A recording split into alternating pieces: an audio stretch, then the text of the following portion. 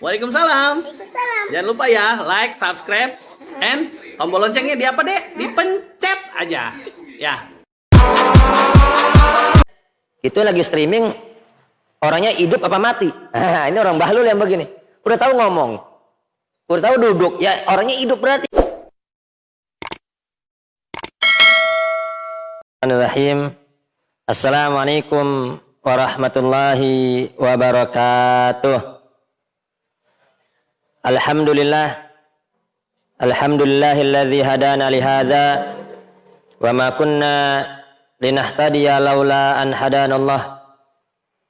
Allahumma salli ala sayyidina Muhammadin al-Fatih lima ughliqa wal khatimi lima sabaqa nasrul haqqi bil haqq wal hadi ila siratikal mustaqim wa ala alihi wa sahbihi haqqa qadrihi wa miqdarihil azim, amma ba'du.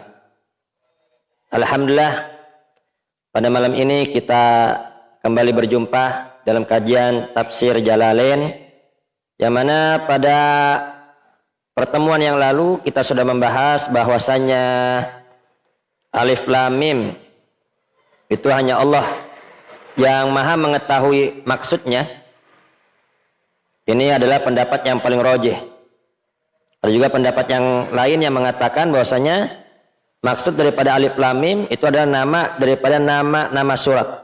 Nama-nama surat. Ada yang mengatakan Alif Lam Mim itu nama daripada nama Al-Qur'an. Alif Lam Mim. Apa sih Alif Lam Mim itu? Dzalikal kitabu la raiba fi. Nun. Apa nun? Wal qalami wa ma yasturun. Dan seterusnya. Dan seterusnya. Jadi intinya ini mengenai Alif Lam Mim, ulama berbeda pendapat, tapi pendapat yang rajih ini hanya Allah yang maha mengetahui maknanya. Apa hikmah di balik itu semua? Ya, agar manusia sadar, ini pengetahuan kita hanya sedikit. Yang maha mengetahui hanya Allah. Ini kalau semuanya tahu nih, akhirnya apa? Manusia sombong. Jadi ada ilmu-ilmu yang tidak kita ketahui. Wa ma utitu minal ilmi illa qalila. Tidaklah kalian diberi ilmu oleh Allah melainkan hanya sedikit, ya. Nah, Alif Lam Mim, dzalikal kitabu la raiba fihi hudal lil muttaqin. Kemarin sudah kita bahas mengenai ini semua, yang mana ini Al-Qur'an adalah kitab yang dibaca oleh Nabi besar Muhammad sallallahu alaihi wasallam yang tidak ada keraguan di dalamnya. Bahwasanya Al-Quran benar-benar datang dari sisi Allah. Jadi ini Al-Quran tidak ada campuran Nabi besar Muhammad di dalamnya. Al-Quran bukan karangan Nabi besar Muhammad dan Sayyidina Umar, sebagaimana dituduhkan oleh orang-orang orientalis bahwasanya Al-Quran itu adalah karya Nabi besar Muhammad. Al-Quran itu karya sahabat-sahabat Nabi besar Muhammad. Tidak. Sekali lagi, ini Al-Quran, ini tidak kitab yang dibaca oleh Nabi besar Muhammad, tidak ada keraguan di dalamnya bahwasanya benar-benar datangnya dari sisi Allah Subhanahu wa ta'ala. Kalau Al-Quran itu tidak ada keraguan, lalu bagaimana? Kan orang-orang kafir berkata, itu Al-Quran adalah sihir. Itu bacaan Quran itu mantra-mantra dukun. Itu Al-Quran itu hanya dongeng-dongeng orang-orang dahulu. Itu bagaimana? Katanya Al-Quran tidak ada keraguan di dalamnya. Tapi kok ada yang ingkar? Nah, maksudnya Al-Quran tidak ada keraguan di dalamnya. Bagi siapa? Bagi yang tunduk, bagi yang mempelajari, bagi yang mengamati Al-Quran. Jadi kalau ada orang mengamati Al-Quran, mempelajari Al-Quran, meneliti Al-Quran, pasti dia yakin ini bukan karya manusia, tapi ini benar-benar firman dari Allah Subhanahu wa ta'ala. Baik yang beriman maupun orang kafir. Jadi orang kafir kita dapati banyak orang kafir, ya. Ketika dia meneliti Al-Quran, ternyata apa? Akhirnya dia beriman kepada Allah Subhanahu wa ta'ala, ya. Hadirin hadirat yang dimuliakan Allah Subhanahu wa ta'ala. Jadi intinya di sini tidak pantas bagi kita meragukan Al-Quran dikarenakan benar-benar begitu jelas, begitu nyata bukti kebenaran Al-Quran. Contoh nih, misalnya nih, ini anak lagi streaming begini nih, Lagi streaming begini, tiba-tiba ada yang nanya. Itu lagi streaming, orangnya hidup apa mati? Ini orang bahlul yang begini. Udah tahu ngomong. Udah tahu duduk. Ya orangnya hidup berarti. Kita ngeliat ada orang jalan. Kita nanya tuh orang yang lagi jalan, orang hidup apa mati ya? Kalau udah jalan ya pasti hidup. Siang hari panas. Apa panas? Tentar apa ceter? Terik. Apa kalau bahasa kita? Ceter ya? Panas. Terik sekali. Dia nanya. Ini siang begini ada matahari apa enggak? Loh, ini orang bahlul yang namanya. Udah tahu panas, terik. Ya pasti ada matahari. Nah demikian juga dengan Al-Quran. Ini benar-benar nyata. Ini datangnya dari Allah. Ya. Tidak ada keraguan di dalamnya. Adapun kalau masih ada yang meragukan, ya itu nggak dianggap. Ya berarti orang nggak waras tuh. Yang meragukan orang tidak waras. Yang kita dapati banyak orang-orang kafir, ya, ketika dia meneliti tentang Al-Quran, akhirnya apa?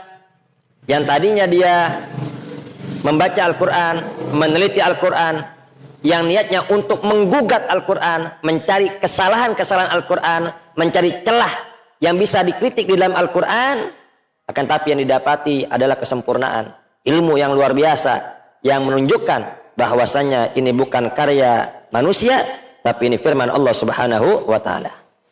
Hudal lil muttaqin. Jadi Al-Quran ini adalah petunjuk bagi siapa? Bagi orang-orang yang bertakwa.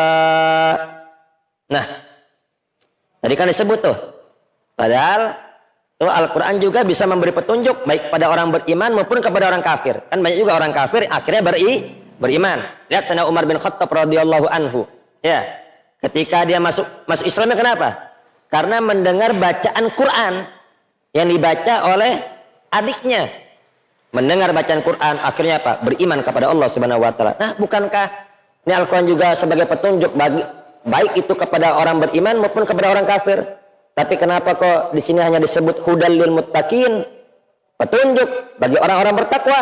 Nah, di sini keistimewaan orang yang bertakwa. Jadi kenapa kok di sini yang disebut hanya orang bertakwa? Karena hanya orang yang bertakwalah yang dapat mengambil buah hikmah dari Al-Quran, baik di dunia maupun di akhirat. Semoga Allah Subhanahu wa Ta'ala menjadikan aku dan kalian termasuk orang-orang yang bertakwa. Apa itu takwa? Lil muttaqin as-sa'ina ila taqwa bimtithalil awamir wajatina bin nawahi littiqaihim bidzalikan nar. Jadi ialah orang-orang bertakwa yang mengerjakan perintah-perintah Allah dan menjauhi larangan-larangan Allah. Kenapa kok mereka mengerjakan perintah Allah dan menjauhi larangan Allah? Littiqaihim bidzalikan nar. Tidak lain dan tidak bukan untuk menjauhi api nerakanya Allah Subhanahu wa Ta'ala. Jadi ini takwa diambil dari kata ittaqa yattaqi ittiqaan. Ini littiqaihim dari kata ittaqa yattaqi ittiqaan, yang artinya menghindar atau menjauhi atau menjaga. Contoh orang yang takut kena diabetes, maka dia akan menjauhi hal-hal yang manis. Yang manis-manis dia nggak mau.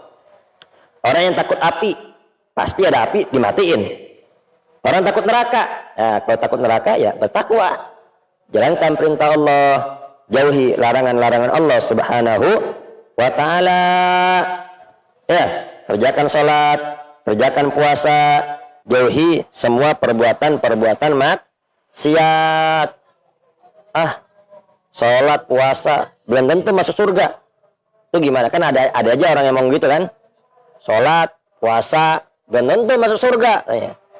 Ya kalau yang sholat yang puasa belum tentu masuk surga, apalagi yang nggak sholat.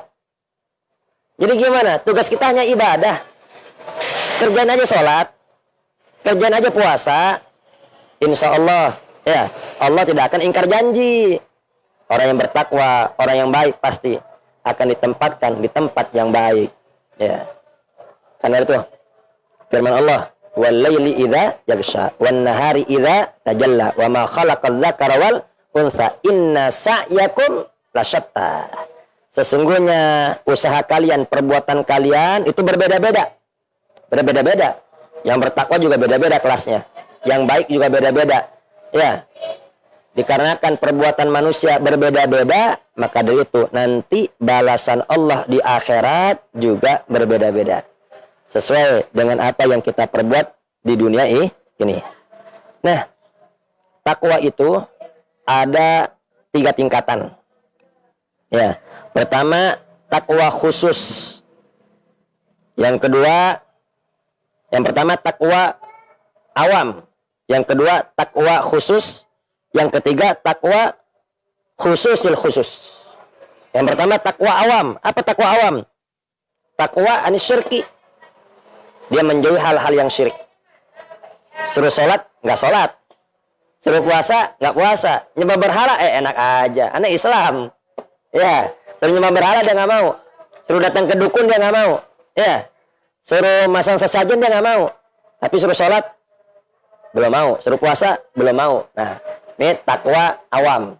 Ya, dia hanya bertakwa dari hal-hal yang syirik. Ya, innallaha la yaghfiru ayyushraka bih wa yaghfiru ma duna dzalika liman yasha. Sesungguhnya Allah tidak mengampuni dosa syirik.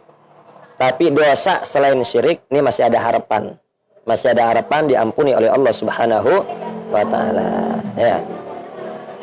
Kemudian takwa khusus. Apa takwa khusus? Takwa khusus ya tadi imtithalul awamir wajtinabun nawahi.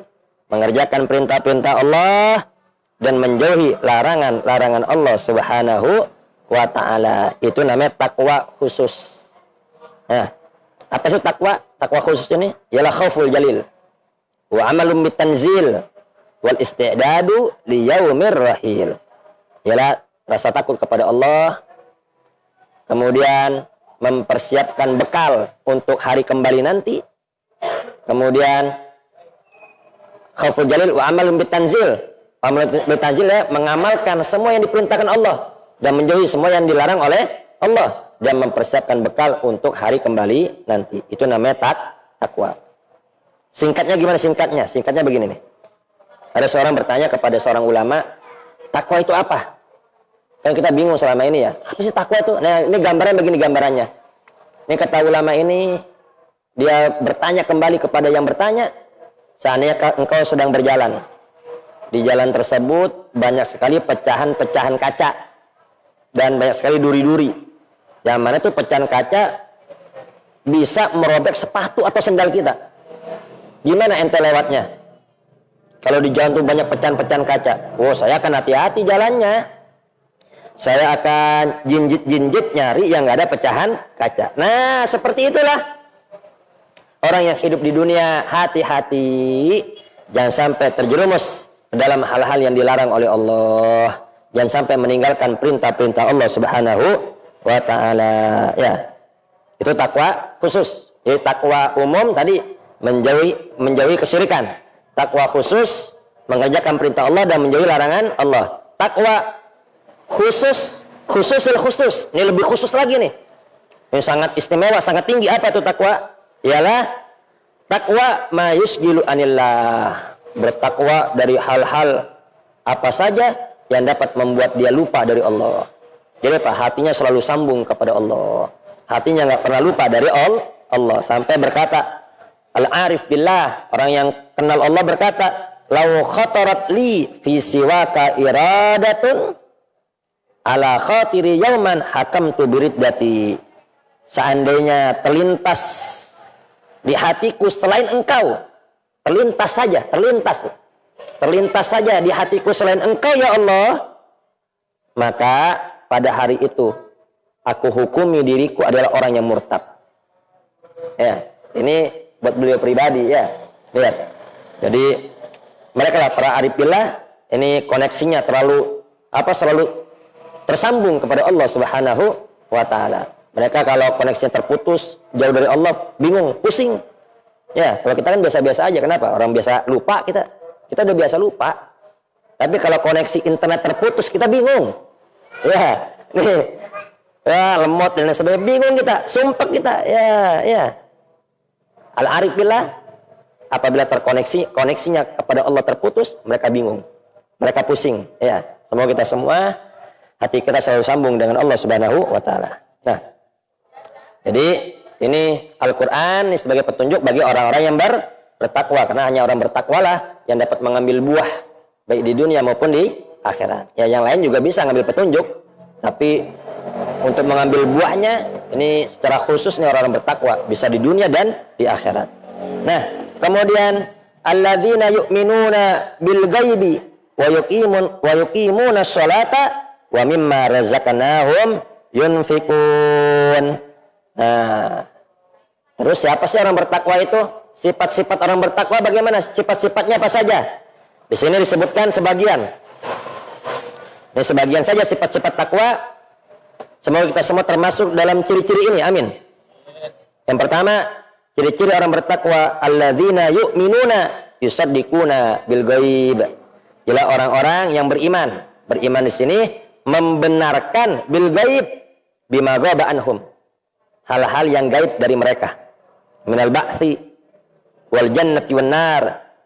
Dia percaya, dia yakin dengan hari kebangkitan, percaya akan surga, percaya akan neraka. Dia percaya nanti setelah wafat dia akan dihidupkan kembali. Dia percaya nanti ada pertanyaan malaikat munkar wa nakir. Dia bertanya ada siksa kubur, dia percaya ada siksa kubur, ada nikmat kubur, dia percaya ada mahsyar, dia percaya ada hisab, dia percaya ada mizan, dia percaya ada sirat. Kan orang beramal itu tergantung keimanannya. Orang bisa sholat, orang bisa puasa. Kenapa kok sholat? Kenapa kok puasa? Lapar-lapar, ya, aus. Kenapa kok bisa puasa? Ya, karena dia percaya. Biasanya setelah wafat ini akan dihidupkan lagi. Dihidupkan lagi, kemudian apa? Akan dipertanyakan. Kalau dia puasa, dia sholat, insya Allah baik, selamat. Tapi kalau nggak sholat, nggak puasa, ya sudah, ya akan celaka. Jadi sesuai keyakinan. Kalau orang kurang yakin, ya udah, sholatnya malas, puasanya malas. Contoh orang kerja. Kenapa kok orang kerja berangkat pagi pulang sore, bahkan bisa pulang malam? Itu subuh-subuh hujan, tetap dia berangkat. Ya, macet tetap dia berangkat, banjir tetap berangkat. Kenapa? Karena ada keyakinan di akhir bulan ada gaji. Coba akhir bulan gak digaji tiba-tiba, masih mau berangkat? Enggak lah, ya kan? Ada keyakinan. Nih sama manusianya kita percaya. Masa sama Allah nggak percaya?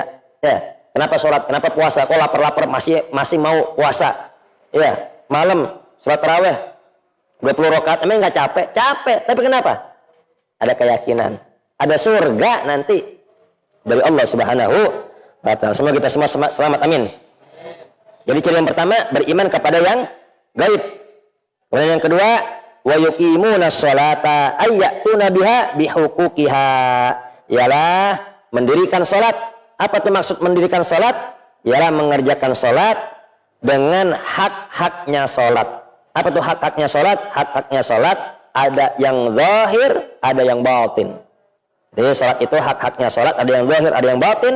Yang zahir adalah as-syuruti wal adab wal arkan, yang mengerjakan syarat-syarat salat, rukun adat-adat salat, rukun-rukun salat. Kemudian yang batin seperti khusyuk, ya, khudu, ikhlas, ya, salat semata-mata karena Allah Subhanahu wa Ta'ala. Ya, jadi orang yuqimunas shalah ini bukan hanya orang yang sekedar salat, bukan, tapi orang-orang yang benar-benar salat.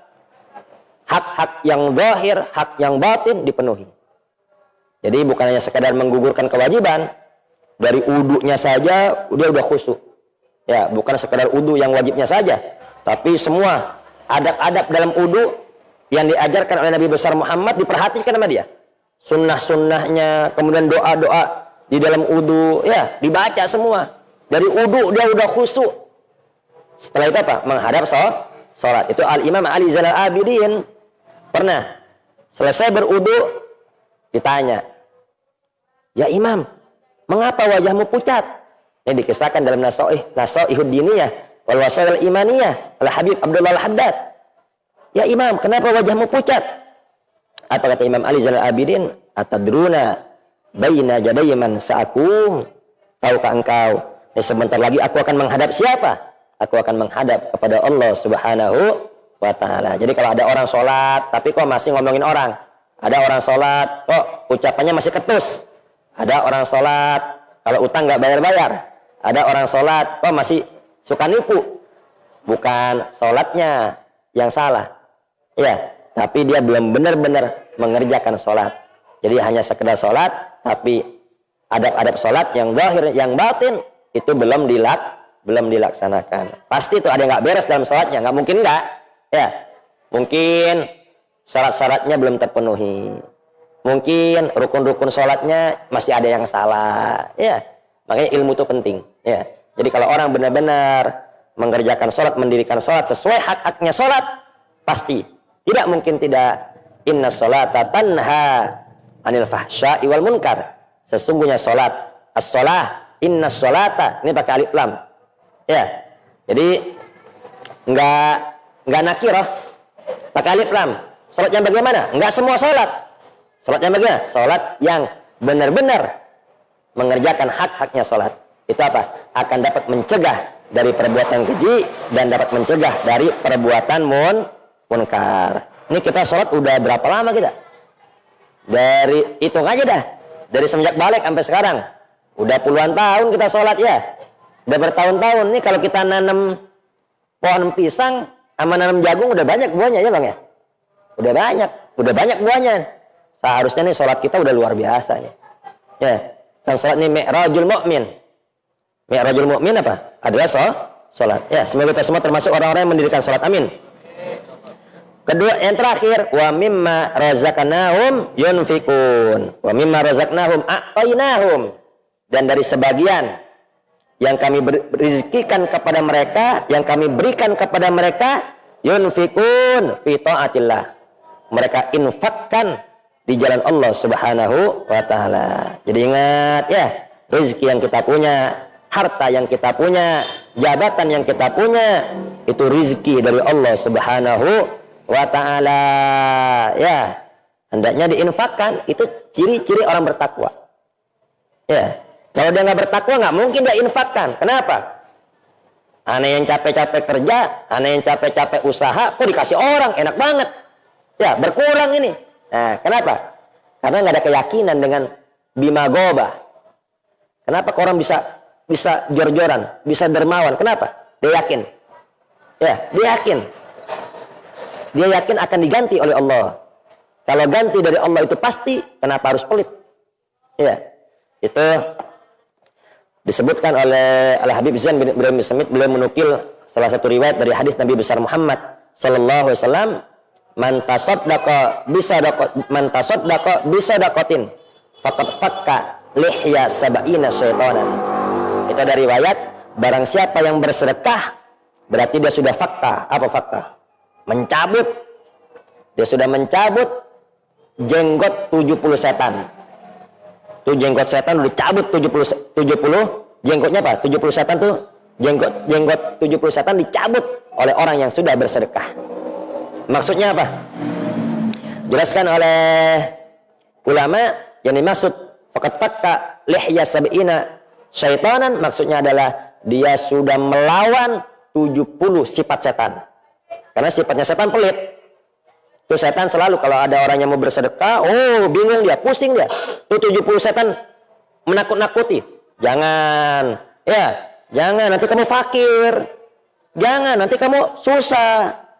Ini pandemi masih lama ini, paceklik masih panjang. Udah simpen aja buat ente. Ya, nanti kalau ente ada kebutuhan gimana? Nanti kalau ada hajat gimana? Ya, itu terus dirayu, digoda oleh setan, dihantui biar bakhil, dihantui takut miskin, ya, takut susah dan lain sebagainya. Padahal, ya, orang yang bersedekah falyazdad. Orang yang sedekah akan bertambah, ya. Semakin banyak sedekah, semakin besar, ya, ganti dari Allah Subhanahu wa taala. Contoh, kita mau mancing nggak pakai umpan, bisa nggak? Nggak bisa, sedekah dulu.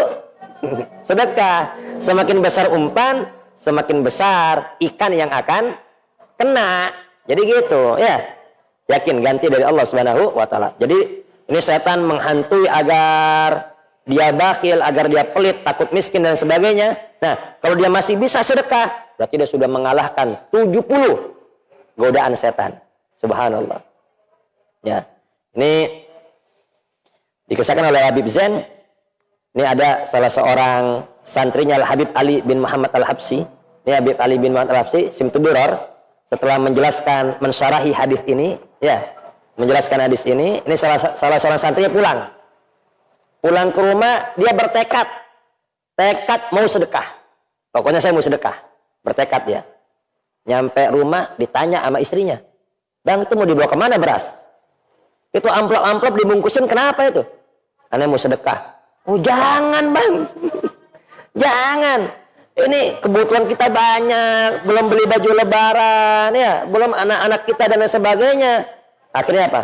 Tuh suaminya nggak jadi sedekah. Akhirnya apa? Dia kembali ke Habib Ali bin Muhammad Al-Habsyi. Beliau mengadu, Habib, ya, ini saya gimana mau ngalahin 70 setan, ya. Di rumah saya ada 1 setan, ngadepin dia saya nggak bisa." Apalagi ngadepin 70 setan. Ya Allah. Jadi gagal sedekah gara-gara apa? Gara-gara godaan istri. Ya, semoga istri kita semua solehah. Amin. Ya, jadi intinya, jadi Al-Quran ini adalah petunjuk. Al-Quran adalah penjelas bagi siapa? Bagi orang-orang bertakwa. Siapa orang bertakwa itu? Ialah orang-orang yang beriman, percaya kepada hal yang gaib, mendirikan sholat, dan menginfakkan sebagian rezeki yang diberikan oleh Allah Subhanahu wa Ta'ala. Dan kita puasa ini kan, apa salah satu tujuan puasa? Agar kita bertakwa. Ya, lihat tuh, istri kita halal gak istri? Halal. Tapi di siang Ramadan nggak boleh kita, ya, berhubungan dengan istri. Padahal halal, tapi nggak boleh kita berhubungan dengan istri. Selama berapa lama? Sebulan. Dari semenjak sahur sampai buka. Itu nggak boleh kita, ya, sampai maghrib itu nggak boleh kita hubungan dengan istri. Padahal halal. Apa hikmahnya? Kalau yang halal saja kita bisa menahan, apalagi yang haram. Ya, makanan, tahu, jengkol, ayam, ya, halal. Tapi di siang Ramadan nggak boleh kita makan. Padahal halal, nggak kita makan. Halal, nggak kita minum. Kalau yang halal saja kita mampu menahannya, apa hikmahnya? Apalagi yang haram, kita lebih-lebih tidak mau. Semoga semua termasuk orang-orang bertakwa. Amin. Allahumma amin. Baik, mungkin hanya ini. Jika ada pertanyaan kami persilahkan. Pertanyaan? Waalaikumsalam warahmatullahi wabarakatuh. Saya minta contoh detail bagaimana caranya salah satu perbuatan agar hati kita selalu tersambung dengan Allah. Baik. Pertanyaan sangat bagus. Bagaimana caranya, kiat-kiat agar hati kita selalu tersambung dengan Allah? Pertama, doa. Itu Nabi besar Muhammad SAW mengajarkan, ya, kepada sahabat yang dicintainya, fala tad'anna an taqula fi duburi kulli salatin Allahumma a'inna ala dzikrika wa syukrika wa husni ibadatik. Ya Allah, ini Nabi besar menasihati kepada sahabat yang sangat dicintainya. Aku sangat mencintaimu. Ini kira-kira kalau nasihat kepada orang yang sangat dicintai, ini nasihat berharga apa enggak? Berharga. Nih, setiap habis sholat, jangan sampai kau tinggalkan, ya. Baca doa ini nih. Ya Allah, bantu aku agar bisa mengingatmu. Allahumma a'inni ala dzikrika. A'inni sendiri, kalau a'inna rame-rame. Allahumma a'inni ala dzikrika. Bantu aku agar bisa mengingatmu. Wala syukrika. Bersyukur kepadamu. Wa husni ibadatik. Dan agar ibadah dengan bagus kepadamu. Ini 3 hal sangat penting. Zikir, syukur, karena banyak orang nggak syukur. Ya, jadi hidup susah sebetulnya bukan dikarenakan nggak punya apa-apa, dikarenakan kurang bersyukur sebetulnya. Ya, syukuril maujud, ya tikal mafqud. Syukur yang ada, nanti akan datang yang belum ada. Ya, nah, kemudian ibadah dengan bagus. 3 hal ini nggak bisa kita lakukan tanpa bantuan dari Allah Subhanahu wa Ta'ala. Jadi yang pertama, selalu minta. Bersolat selalu minta 3 hal nih, agar bisa selalu berzikir, agar bisa selalu bersyukur, agar bisa ibadah dengan baik. Kemudian yang kedua, apa? Paksain. Jadi harus atur waktu nih. Ya, minimal pagi dan sore lah. Pagi kita baca wirid. Ya, sholawat 100 kali, istighfar 100 kali, sore sholawat 100 kali, istighfar 100 kali, itu minimal. Wah, 100 mah saya bisa lebih. Ya udah 300. Saya bisa lebih, 500, saya bisa lebih. Ya, sekuatnya. Ya, sekuatnya kita. Ya, jadi gitu. Karena Habib Abdul Haddad juga udah menyusun Wirdul Latif dibaca pagi hari, ya. Kemudian Ratibul Haddad dibaca malam hari. Seandainya kita terlewat atau lupa baca, maka hendaknya kita kodok. Agar apa? Agar diri kita terbiasa untuk membaca wiritan-wiritan yang selalu kita baca. Jadi wiritan itu penting, ya. Man laysa lahu wirid fahuwa kirit. Itu barang siapa yang nggak ada wirid, nggak ada zikir, nggak ada beda sama monyet. monyet tuh nggak ada zikir. Makanya apa? Kita harus ada zikir. Baik, wallahu a'lam bishawab. Mohon maaf atas segala kesalahan. Akhirul kalam. Wassalamualaikum warahmatullahi wabarakatuh.